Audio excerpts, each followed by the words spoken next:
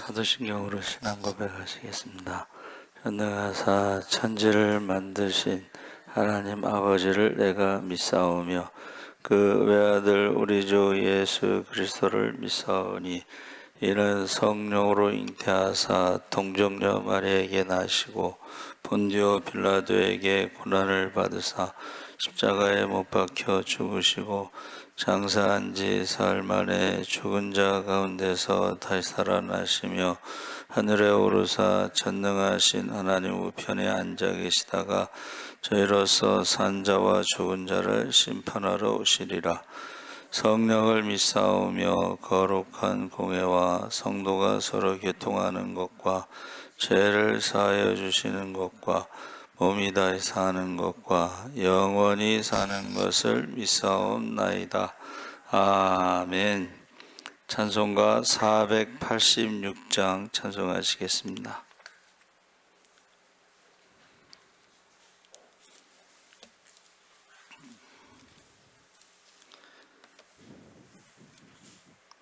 찬송가 486장 찬송하시겠습니다. 이 세상에 근심된 일이 많고 참 평안을 몰랐구나.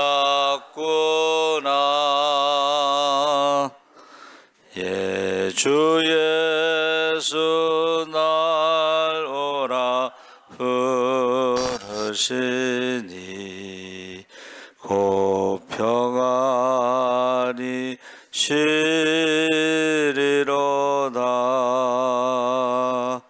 주 예수의 구원의 은혜로다. 참 기쁘고 즐겁구나. 그 은혜를 영원히 누리겠네. 곧 평안히 쉬리로다. 이 세상에 공고한 일이 많고 참 쉬는 날 없었구나. 내 주 예수 날 사랑하시오니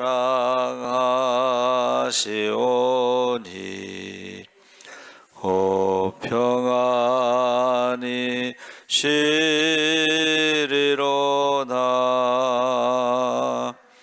주 예수의 구원의 은혜로다. 참 기쁘고 즐겁구나.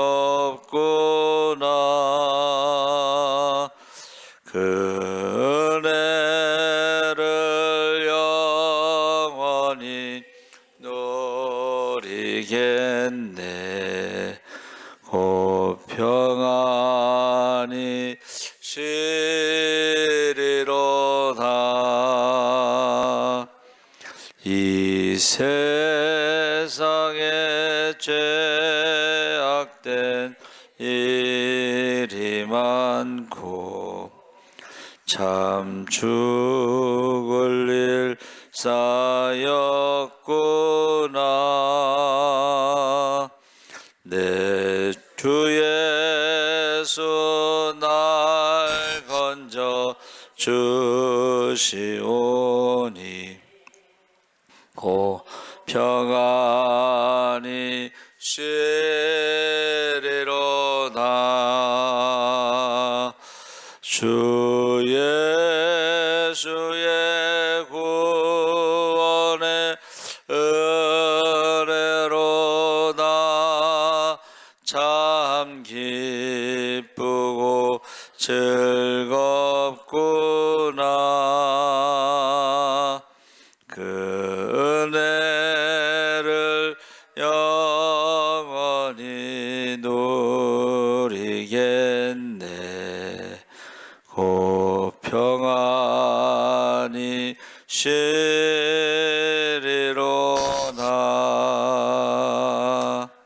아멘. 하나님의 말씀은 요한복음 6장 1절에서 13절까지 말씀을 함께 읽겠습니다. 152쪽에 있습니다.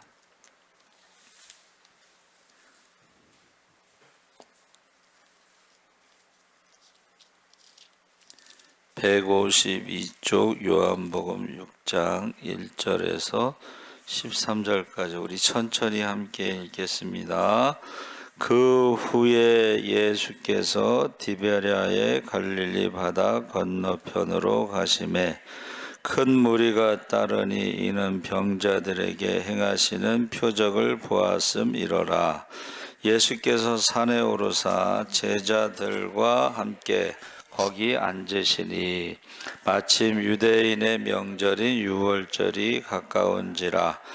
예수께서 눈을 들어 큰 무리가 자기에게로 오는 것을 보시고 빌립에게 이르시되 우리가 어디서 떡을 사서 이 사람들을 먹이겠느냐 하시니, 이렇게 말씀하심은 친히 어떻게 하실지를 아시고 빌립을 시험하고자 하심이라.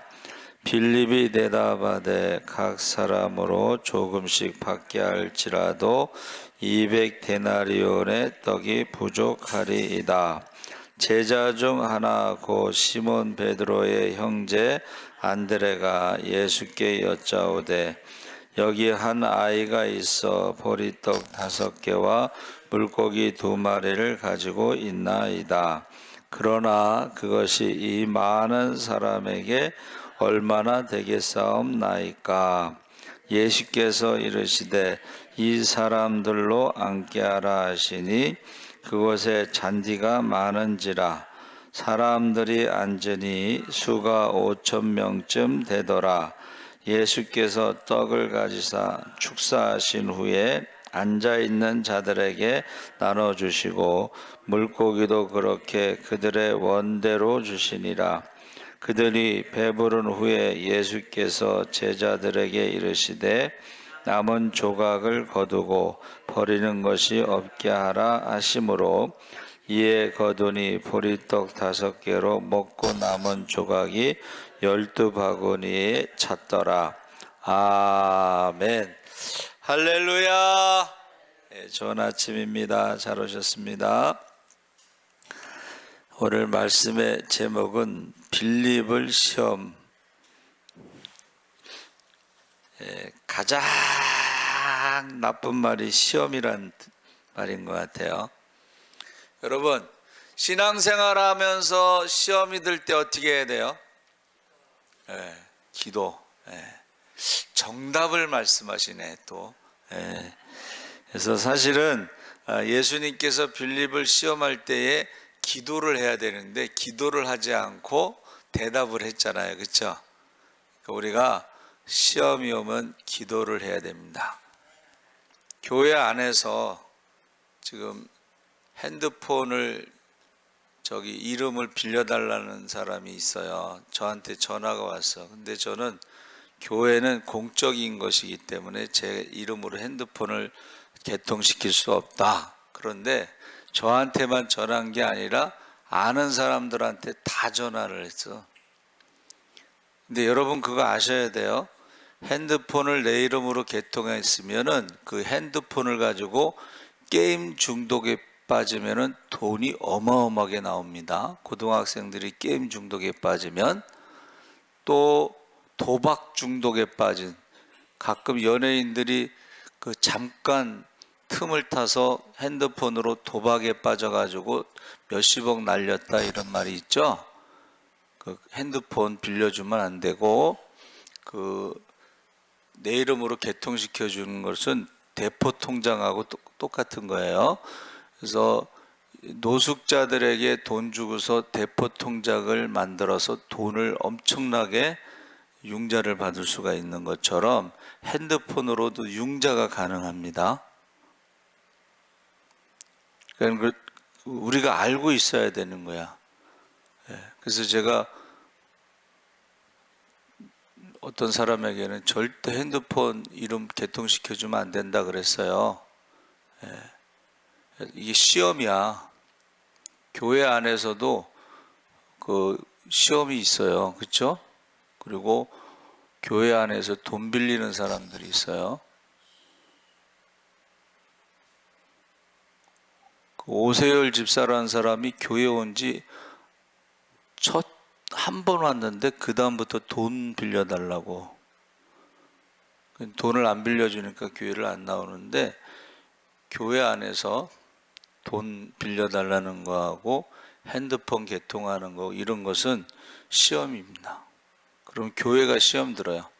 그래서 저희 선배가 이제 개척을 했는데 새신자가 사업을 하는데 카드를 이제 빌려달라는 카드. 근데 문제는 이 목사님 순진해가지고 교인들한테 카드를 빌려주라고 또 했어. 그래서 그 교회가 없어졌어요. 자, 핸드폰, 그 다음에 통장, 그 다음에 카드. 이거 시험입니다. 큰일 나는 거예요, 이거. 그리고 그 빚이요, 여러분 그거 아셔요? 빚도 상속이 됩니다. 그래서 그게 손자까지도 갚아야 돼요. 그래서 우리가 빨리 상속 포기를 해야지 않으면은 손자도 갚아야 된다니까. 그런 걸 알고 있어야 돼. 자, 시험. 빌립을 시험했을 때 정답. 기도한다. 네? 기도한다. 그래서 예수님께서 병을 고치시는 이적을 보고 많은 사람들이 예수님을 쫓아 갈릴리 바다 건너편 산에까지 따라왔어요. 그게 이제 6월절이 명절이기 때문에 사람들이 많이 있었고, 또 기적의 소식을 듣고 많은 사람들이 멀리까지 따라왔는데, 그 숫자가 이제 남자만 5,000명이다. 그래서 보통 15,000명 또는 2만 명 이렇게 얘기하고 있어요. 그런데 왜 빌립에게 물어봤을까? 예수님께서 오병이어의 기적을 베푼 장소가 빌립의 고향이에요. 그러니까 빌립의 고향이니까는, 야, 어디서 이 사람들 먹을 떡을 구하겠느냐 했을 때 너무 잘하는 거지. 그렇죠? 아, 이 동네는 그렇게 많은 사람을 떡을 사서 줄 만한 데도 없고, 뭐 돈도 없고, 뭐 이제 등등등 이야기하는데, 그게 바로 시험하실 때에 지금 너 이 동네에 대해서 잘 알지? 이걸 물어보시는 게 아니라는 거야. 그리고 이 사람들이 몇 명이냐? 아유, 이 사람들이 지금 300데나리온 정도 되는 돈을 가지고 사야 된다. 이걸 물어보는 게 아니라는 거예요. 그러니까는 예수님이 물어보실 때 어떻게 해요? 기도하고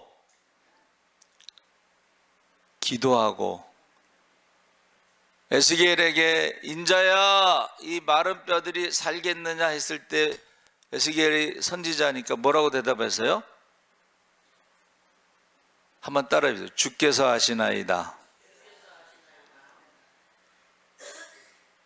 기도를 하고 대답을 해야 되는데, 지금 빌립의 고향에 대해서 너 잘 알지? 이 사람들이 먹을 떡값이 얼마냐? 300데나리온입니다. 이걸 물어본 게 아니라는 거예요. 그래서 우리가 신앙생활 할 때요, 우리를 시험할 때가 있는데, 이 시험이라는 게 테스트입니다. 테스트. 유혹이 아니고 테스트. 테스트라는 것은 뭐냐면 진짜냐 가짜냐 했을 때에 빌립의 믿음에 대해서 물어보신 거야. 믿음. 자, 어떤 문제가 있을 때에 그 문제를 어떻게 해요? 믿음으로 어떻게 대처하느냐. 그것을 지금 물어보신 겁니다. 그래서 우리가 어디서 떡을 사서 이 사람들을 먹이겠느냐. 빌립의 고향이니까 어디서라고 물어보신 건데, 사실은 그걸 물어보신 게 아니고 믿음에 대해서 물어보신 것이죠. 그래서 지금 제자들이 예수님하고 공생의 기간 동안에 기적을 많이 보고 귀신을 많이 쫓아내고 뭐 여러 가지 죽은 자도 살리고 여러 가지를 경험하면서도 한번 따라해 보세요. 예수님에 대해서 모른다.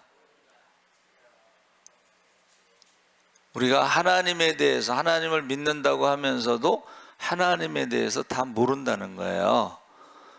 그래서 기도를 해야 된다는 거예요. 자, 우리가 전능하신 하나님을 고백하잖아요. 그러면서도 그 전능하신 하나님에 대해서 다 모른다는 거예요. 하늘에서 만나가 내릴지도 모르고 반석에서 물이 나올지도 모르고 아말렉과의 전쟁에서 이길 줄도 모르고 모른다는 거예요. 그래서 그 모르는 것이 노예들은 시험이 올 때마다 원망과 불평하고 믿음의 사람은 기도를 한다는 거예요. 할렐루야. 그래서 빌립이 여기서 예수님 잠깐만요, 제가 기도하고요, 이랬으면 진짜 이거는 100점짜리인데 우리 아까 권사님이 정답 기도 그랬잖아요. 그렇죠? 빌립이 예수님 제가 기도하고 대답하겠습니다 그랬으면 기가 막혔을 텐데, 그냥 여기는 이 동네는 제가 태어난 곳입니다, 제가 자라났습니다, 제가 왜 모르겠습니까, 어디서 떡을 사야 될지, 이거는 떡 살 데도 없고, 이 많은 사람들이 300데나리온 예수님이 뭐 수학 문제 낸 것도 아니고 이거 믿음에 대해서 물어본 거야. 그러니까 우리는 믿음은 뭐예요? 기도하는 것이다. 할렐루야. 그래서 제가 말씀드렸죠. 봄 대신방을 다녀보니까 기도 제목 없는 가정이 없어요. 그렇죠? 기도 제목을 이렇게 적어서 같이 기도하시는 분들이 있고, 그냥 하염없이 눈물을 흘리는데 가슴이 아프더라고. 이걸 어떻게 해야 되나. 그래서 지금 우리 유인자 어머니 큰아들이 64세인데 췌장암 4기라고 죽고 싶지 않다고 엄마한테 전화가 왔대. 그러면 어떻게 해? 평생 속을 썩였어도 부모 입장에서는 어떻게 하겠어요? 형제들은 지금 단절했다 그러더라고. 할 만큼 했다, 더 이상 뭐 도와줄 수 없다, 뭐 이런 식으로 말했나 봐요. 근데 엄마 입장은 또 그러나? 할 만큼 했어도. 그렇죠? 그 연세 많으신 분이 어디서 그렇게 눈물이 많이 나오는지 저도 제 입장에서도 이거를 참, 아들을 살려달라고 하기도 계속 속썩이니까는 살려달라고 하기도 그렇고, 데려가라고 하기도 그렇고, 데려가라고 하면은 또 그 어머니 가슴에 못을 박는 거니까 그렇고, 참 저 어떻게 해야 될지도 모르고. 물론 이제 기도를 해요. 첫 번째는 예수 믿고 구원받게 해주세요. 두 번째는 하나님이 고쳐주세요. 이렇게 기도하는데, 우리가 모든 시험의 문제의 핵심은 예수님이 누구신가? 우리는 예수님이 전능하신 하나님, 하늘과 땅의 모든 권세를 가지신 분이시기 때문에 이제부터는 너희가 내 이름으로 무엇이든지 구하라, 그리하면 받으리라. 할렐루야. 그래서 성령 충만, 말씀 충만, 기적의 주인공, 축복의 주인공이 되시기 바랍니다. 그래서 하나님께 영광 돌리고 많은 사람을 살리고 섬기고 나무 믿게 하시고 기쁨이 충만하게 하시고 많은 사람들에게 간증할 수 있도록 기도하시기 바랍니다. 아멘. 이제 빌립은 이제 기도를 안 하고 이제 대답을 했죠. 그 다음에 이제 누구에게 말했어요? 다른 제자 안드레에게 또 물어봤어요. 그랬더니 거기 이제 보리떡 5개와 물고기 2마리 가진 것을, 소년의 그 도시락을 이제 찾고 그것을 갖다가 예수님께 말했는데 이렇게 말했어요. 그것이 이 많은 사람들에게 얼마나 되겠사옵나이까. 이건 믿음이 아닙니다. 정확한 현실을 말하고는 있어도 믿음은 현실을 말하는 게 아니에요. 전능하신 하나님이 우리와 함께 하시는 것을 믿으시기 바랍니다. 그게 믿음이죠. 예? 얼마나 되겠사옵나이까? 이렇게 말하는 게 아니에요. 근데 저는요, 그 다음에 이제 그 예수님께서 기도하시고 축사하시고 이제 떡을 나눠주는데 사람들에게 이렇게 한 50명씩 이렇게 앉게 해라 했을 때 제자들이 순종한 게 이제 거기서 신기한 거야. 이게 얼마나 되겠사옵나이까? 300데나리온 이 돈 얘기하고 그 양 숫자 얘기하던 사람들이 예수님이 시키는 대로 또 사람들을 앉혔다는 거야. 그리고 이 사람들이 굉장히 굶주린 사람들, 배고픈 사람들이에요. 예수님을 따라 멀리서 돌아서 걸어서 왔기 때문에 얼마나 많이 먹겠어, 그렇죠? 떼거지지, 떼거지. 얼마나 많이 먹겠어, 그렇죠?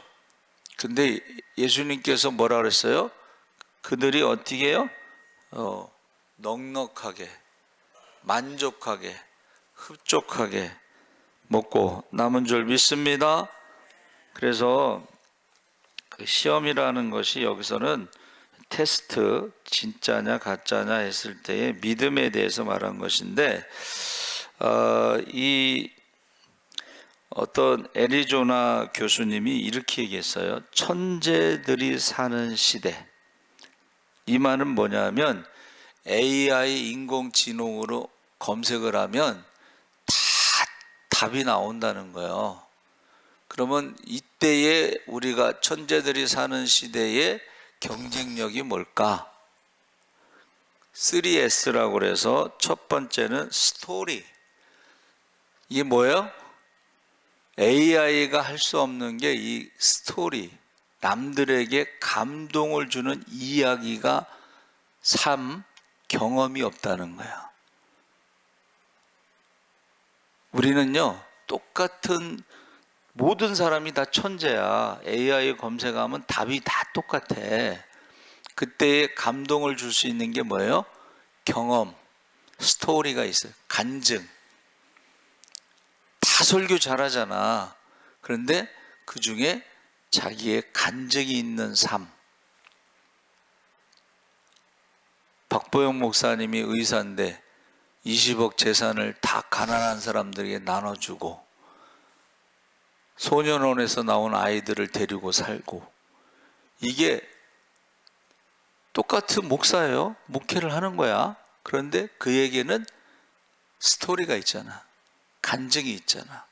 그게 감동을 주는 것이 경쟁력이다. 두 번째는 seeking이라고 해서 물어보는, 질문을 한다는 거예요. 그게 무슨 말이냐면은, 자, 암으로 많은 사람들이 죽으면 암을 치료할 수 있는 것에 대해서 진지하게 질문을 하는 거예요. 이 암 백신이 나왔습니다, 여러분. 어떻게 나온 줄 아세요? 코로나 때 코로나 백신을 연구하다가 암 백신이 나왔어. 이게 단백질에 대해서 어떤 사람이 질문을 했는데, 사람들을 위한, 질병을 치료하기 위한 진지한 질문을 했을 때에 그것을 발견하고 그 사람이 노벨상을 받았어요. 질문, 다른 사람을 위해서 어떻게 도와줄까 하는 이 질문을 하는 사람이 AI 시대에, 천재들만 사는 시대에 다른 사람을 위한 질문이 바로 경쟁력이라는 거예요. 애리조나 교수가 한국인 교수죠. 세 번째는 sincerity,라고 그래서 이것이, 그 교수님은 진정성이라고 해석을 했는데 제가 찾아보니까 성실이라고 그랬어요. 자, 어떤 문제를 가지고 지금 빌립이 이런 문제를 가지고 그 사람들을 도와주고자 하는 진정성이 있고 어떻게 도와줄까라고 질문을 했다면, 기도를 했다면 빌립의 믿음으로 오병이어의 기적이 나타날 수도 있다는 거야. 그래서 천재들만 사는 시대에 경쟁력이 뭐냐? AI가 할 수 없는 것. AI가 자기 재산을 20억을 팔아서 가난한 사람들에게 나눠 주겠어요? 그거 할 수 없어. 그렇죠? 경험, 간증, 그리고 우리가 다른 사람을 도와주기 위해서 질문하는 거. 아, 이 사람들 그냥 가다가 쓰러질 수도 있는데 예수님의 마음, 야, 이 사람들 그냥 보내면 큰일 난다 라는 그 예수님의 마음을 가지고 사람들을 도와주고자 하는 진정성이 있는 질문을 통해서 기적이 나타날 줄 믿습니다. 그리고 그 신시어리티라고 그래서 이거 진정성이라는 것을 제가 찾아봤더니 성실이라고 그랬어요. 사람이 삶을 성실하게 살아갈 때에 다른 사람들에게 감동을 주는데, 다른 사람을 도와주기 위해서 다른 사람을 불쌍히 여기면서 성실하게 도와주려고 살아가는 사람들의 이야기가 경쟁력이라는 거예요. 그래서 우리가 예수님의 삶을 보면 그가 병든 사람, 가난한 사람, 귀신 들린 사람, 독자가 죽은 사람, 오빠가 죽은 사람, 이런 사람들에 대해서 어떻게 해요? 진정성이 있잖아. 그들의 아픔, 그들의 슬픔, 그들의 고통, 그들의 배고픔, 이거에 대해서 진정성, 성실함. 예? 우리가 한번 성공하고 나면은 다음에 또 계속하는 게 쉽지가 않잖아요. 예? 그렇죠? 그런데 오병이어의 기적이 나타나서 이제 왕이 되는구나, 이게 아니고 어떻게 해요? 한번 따라해 보세요. 다른 마을로 가자. 내가 전도하러 왔노라. 다른 마을에도 병든 사람이 있고, 다른 마을에도 귀신 들린 사람이 있고, 다른 마을에도 독자의 아들이 죽은 마을도 있고. 여러분, 천재들만 사는 시대에 우리가 경쟁력이라는 것은 다른 사람들에게 감동을 줄 수 있는, 다른 사람을 돕고 싶은, 불쌍히 여기는, 안타까워하는, 독자의 아들이 죽었을 때 하늘이 무너진 것 같지 않겠어요? 그래서 예수님이 빌립에게 시험하신 것은 믿음을 보기 위해서, 그 믿음은 기도로 나타나는 것이고, 예수님이 질문하신 것은 예수님이 누군가를 너희들이 생각하라고. 그러니까 우리가 신앙생활하면서 예수님이 누군지, 하나님이 누군지 뭐 이런 거 생각 안 하고 신앙생활하는데, 하나님은 한번 따라해보세요. 전능하신 하나님, 임마누엘의 하나님. 좀 질문하면서 생각하면서 남을 돕기 위해서 살아가는, 감동을 줄 수 있는 저와 여러분 되시기 바랍니다. 하나님 아버지 감사합니다. 예수님이 우리가 신앙생활할 때 질문하실 때가 있습니다. 우리가 기도하고 대답할 수 있게 하여 주시옵소서. 우리가 예수님의 마음으로 저들을 돕고자 하는 진정성, 예수님이 한 번 돕고 끝나는 것이 아니라 우리가 성실하게 다른 마을로 가자. 내가 전도하러 왔노라. 다른 마을로 가자. 다른 마을에도 병든 자가 있고, 다른 마을에도 귀신 들린 사람이 있고, 다른 마을에도 독자가 죽은 마을도 있으니까 우리가 성실하게 예수님처럼 우리가 날마다 자기를 부인하고 십자가를 지고 주님을 따르는 제자의 삶을 살게 하시고, 우리의 자녀들이 AI 시대에 정말로 감동을 줄 수 있는 그러한 삶을